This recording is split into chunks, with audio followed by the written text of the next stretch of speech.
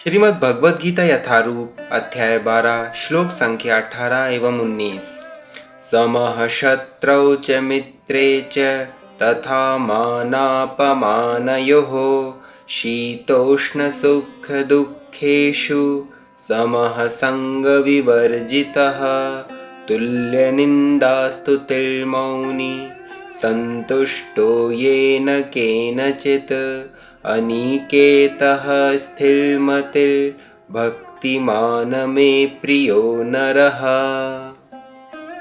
जो मित्रों तथा शत्रुओं के लिए समान है, जो मान तथा अपमान, शीत तथा गर्मी, सुख तथा दुख, यश तथा अपयश में समभाव रखता है, जो दूषित संगति से सदैव मुक्त रहता है, जो सदैव मौन और किसी भी वस्तु से संतुष्ट रहता है, जो किसी प्रकार के घर बार की परवाह नहीं करता, जो ज्ञान में दृढ़ है और जो भक्ति में संलग्न है, ऐसा पुरुष मुझे अत्यंत प्रिय है।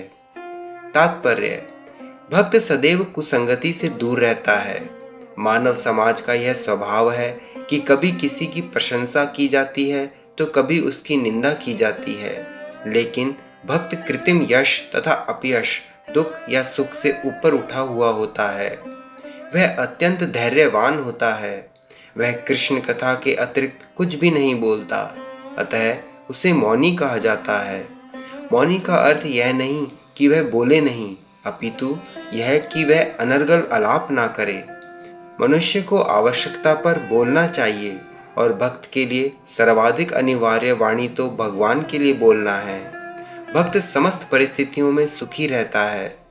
कभी उसे स्वादिष्ट भोजन मिलता है तो कभी नहीं, किंतु वह संतुष्ट रहता है।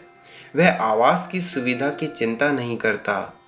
वह कभी पेड़ के नीचे रह सकता है तो कभी अत्यंत उच्च प्रासाद में, किंतु वह इनमें से किसी के प्रति आसक्त नहीं रहता। वह स्थिर कहलाता है क्योंकि वह अपने संकल्प तथा ज्ञान में दृढ़ होता है। भले ही भक्त के लक्षणों की कुछ पुनरावृत्ति हुई हो, लेकिन यह इस बात पर बल देने के लिए है कि भक्त को ये सारे गुण अर्जित करने चाहिए। सद्गुणों के बिना कोई शुद्ध भक्त नहीं बन सकता। हराव भक्तस्य कुतो महद गुणः। जो भक्त नहीं है उसमें सद्गुण नहीं होता। जो भक्त कहलाना चाहता है उसे सद्गुणों का विकास करना चाहिए। यह अवश्य है कि उसे इन गुणों के लिए अलग से बाह्य प्रयास नहीं करना पड़ता, अपितु कृष्ण भावनामृत तथा भक्ति में संलग्न रहने के कारण उसमें ये गुण स्वतः ही विकसित हो जाते हैं। हरे कृष्ण।